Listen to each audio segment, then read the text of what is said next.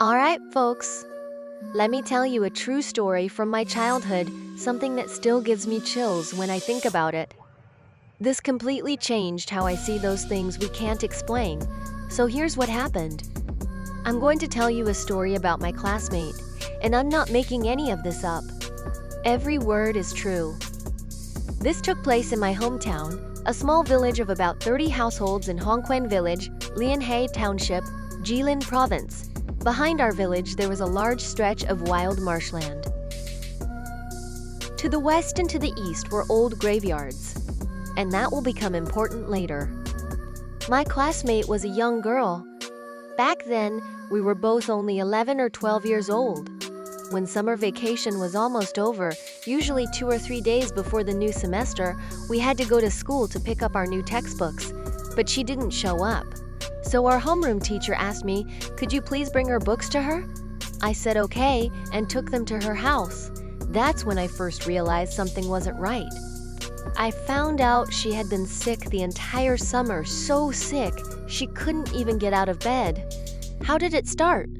Not long after vacation began, a pile of firewood behind someone's house in the village caught fire. In the summer, when something like that happens, everyone goes to watch. So she went too. On her way back, she had to walk east right past a large graveyard.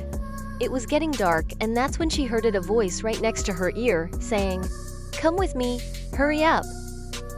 Come with me now." It sounded like an order, urgent and commanding. After that, she went home and collapsed. She became seriously ill, couldn't walk, couldn't leave her bed. Her parents took her to all the hospitals in the city, but all the tests came back normal.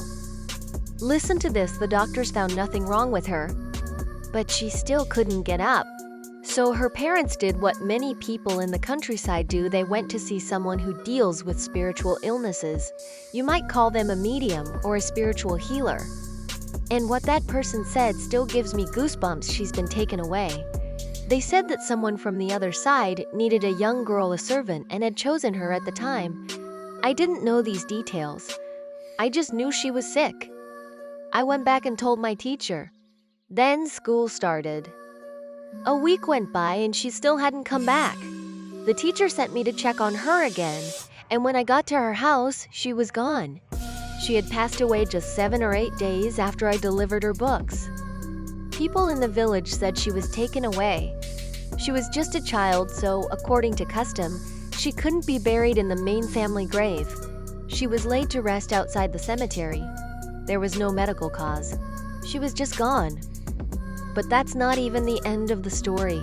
Something else happened, something even harder to explain.